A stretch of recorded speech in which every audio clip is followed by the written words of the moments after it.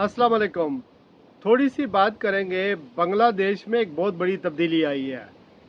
हसीना वाजिद जो पिछले 20 सालों से इक़्तिदार से चिपटी हुई थी, उसका आज उसके दौर हुकूमत ख़त्म हो गया। बांग्लादेश की एक बहुत बड़ी कम्यूनिटी यहाँ यूके में हम पाकिस्तानियों कश्मीरियों की तरह आबाद है, और ख़ास करके जिस तरह अगर यूके की बात करें तो पठवार खित्ते के बहुत ज़्यादा लोग हमारे पाकिस्तान से या मीरपुर डिवीज़न के बहुत सारे लोग यहाँ पर हैं, वैसे ही बांग्लादेश के में जो सिलेट का इलाका है वहाँ के ज़्यादा लोग यहाँ यूके में हैं, जो इब्तदाई तौर पर 50 के बाद यहाँ पर आए। वो भी जब हमसे मिलते थे तो बड़ी मोहब्बत से पेश आते थे, लेकिन उनके ज़हन के अंदर वो जो पाकिस्तान के ख़िलाफ़ जो नफ़रत है, जो कुछ 70 या 71 में हुआ जब बांग्लादेश मशरक़ी पाकिस्तान बांग्लादेश बन गया, लेकिन हसीना वाजिद ने ख़ास करके जो पाकिस्तान के ख़िलाफ़ जो नफ़रत और के बीज बोए थे वो इतने गहरे हो चुके थे कि उनकी टीम हमारे साथ खेला नहीं करती थी। यानी वो इस कदर नखरे करते थे।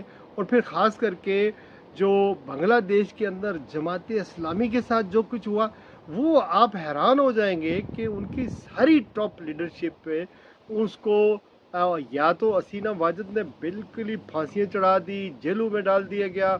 इवन देन जमात इस्लामी को नेशनल सतह पर बैंड भी कर दिया गया। जमात इस्लामी पर ये इल्ज़ाम है कि 1971 में जब बांग्लादेश बन रहा था या उस वक्त जो ऑपरेशन हो रहा था, पाकिस्तान की मिलिट्री वहाँ पर ऑपरेशन कर रही थी, तो जमात इस्लामी ने यानी बांग्लादेश बनाने की मुखालफत की थी और पाकिस्तान का साथ दिया था। उस वजह से इस जमात के ऊपर सख्त पाबंदियाँ लगी और इसके लोग भी मारे गए। अब रीसेंट जो जनवरी में एक इलेक्शन हुआ, जनवरी में जो इलेक्शन था ये रिग्ड इलेक्शन था, बिल्कुल वैसे ही इलेक्शन था, इसकी कोई क्रेडिबिलिटी नहीं थी, और ये 5वीं बार मोहतरमा वज़ीर आज़म बनी थी। अब मसला ये है कि 350 या 1000 के करीब बाज़ तजिया नगार कहते हैं, जो बंगाली बांग्लादेशी हमारे साथ यहाँ पर है, वो कहते हैं 1000 के ज़्यादा लोग पिछले जो है 5-7 दिनों में कत्ल कर दिए गए। यानी इतनी ब्रूटलिटी थी, और फ़ौज और हसीना वाजिद के इक़दामात एक ही जैसे थे। अब फ़ौज की जो टॉप लीडरशिप है वो सारी हसीना वाजिद को सपोर्ट कर रही थी, बल्कि जो अपॉइंट किए गए थे वो भी सारी टॉप लीडरशिप हसीना वाजिद ने ही अपॉइंट की थी।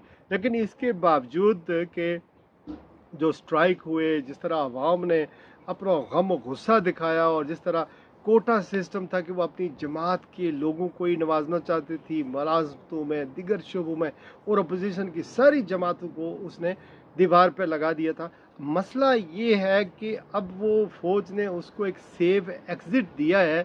अगर उसने इतने बड़े कत्ल किए, इतने बड़े पैमाने पर उसने यानी बांग्लादेश को मोदी की बी स्टेट बना के रख दिया, ये बात ठीक है कि सनती तौर पर वहाँ पर तरक्की हुई, लेकिन शख्सी आज़ादियाँ, सियासी इस्तेकाम, अपोजिशन की बात ना सुनना, और एक डिक्टेटर की तरह वो बिहेव कर रही थी, उसको भागने दिया गया। हालांकि उसको तो मुल्क के अंदर होना चाहिए था और उसके ऊपर मुकदमा चलना चाहिए था कि कितने लोग जो है उसने कत्ल करवा दिए और मुल्क में किस तरह के मामलात हुए, और जमात इस्लामी के या अपोजिशन के जो जमातों के जो लोग थे उन्हें फांसियाँ दी गई, उन्हें जेलों में डाला गया, तो उसके ऊपर मुकदमा चलता और वो मुल्क के अंदर ही रहती। लेकिन वो अपनी बहन को लेकर अपने जो है वो आका यानी मोदी के पास चली गई हैं, और वहाँ पर रहकर वो जो है या वहाँ से फिर कहा ये जा रहा है लंदन आएंगी या किसी और मुल्क में चली जाएंगी, हॉलैंड चली जाएंगी।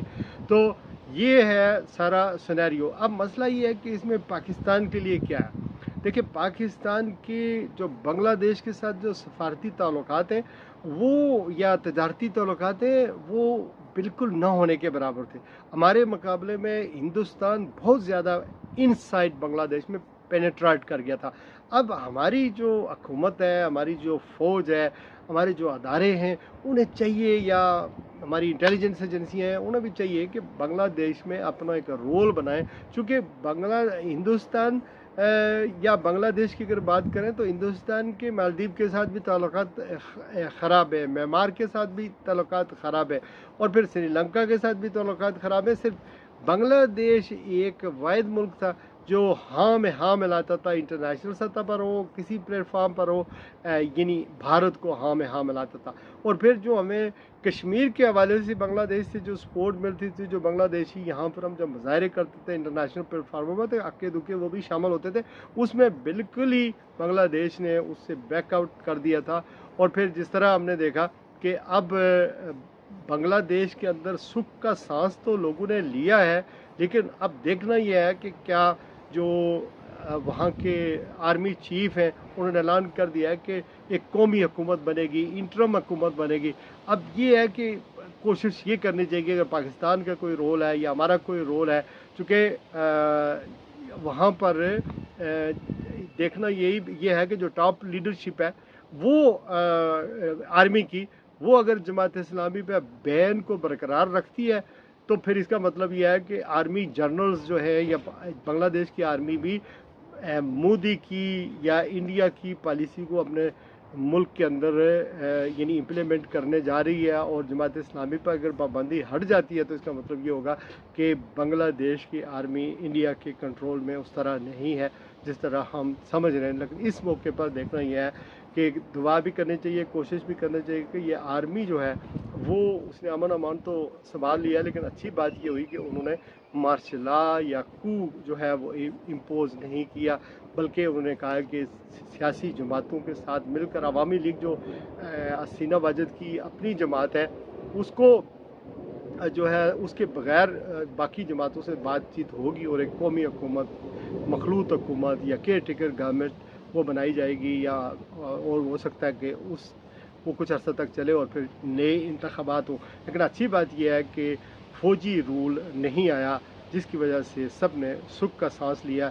अब देखना यह है कि हमारे यहाँ पाकिस्तान में खुशियाँ तो मनाई जा रही हैं, मीडिया भी बहुत कुछ कह रहा है, लेकिन क्या हमारा मीडिया उस तरह जिस तरह खबरें दे रहा है वो बंद हो जाएंगी या फिर इसी तरह चलता रहेगा? चूँकि अल्टीमेटली आपको पता ही है कि इस पर पाकिस्तान तहरीक इंसाफ पर जिस तरह की पाबंदियाँ हैं या जिस तरह वो तहरीक चलाने जा रहे हैं, जिस तरह उनकी पार्टी पॉपुलर है, जिस तरह हमारे यहाँ 8 फरवरी को इलेक्शन रिग्ड हुए, तो ये चीज़ें जो हैं बांग्लादेश की मिसाल सामने रख कर जो है वो कहीं यानी इस चीज़ को प्रवोक ना मिले, इसको बढ़ावा ना मिले, इसको एग्जाम्पल बनाकर लोग सड़कों पर ना आ जाएं और फिर इसी तरह झगड़े शुरू हो जाएं। और हम इसकी सपोर्ट भी नहीं करते और करनी भी नहीं चाहिए। जो कुछ भी होगा वो कानून कायदे के मुताबिक होगा।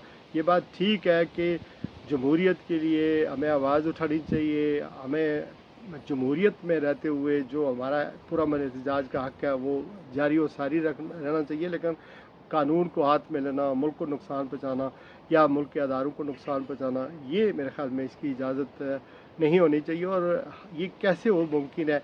इसी तरह मुमकिन है कि लोगों को, आवाम को अपने साथ लगाया जाए और अपने मुल्क के अंदर सियासी तौर पर इस्तेकाम लाया जाए और उससे हमारे मामलात दीगर जो हैं वो बेहतर हो सकते हैं। आज के लिए बस इतना ही। अपना ख्याल रखिएगा। अल्लाह हाफ़िज़।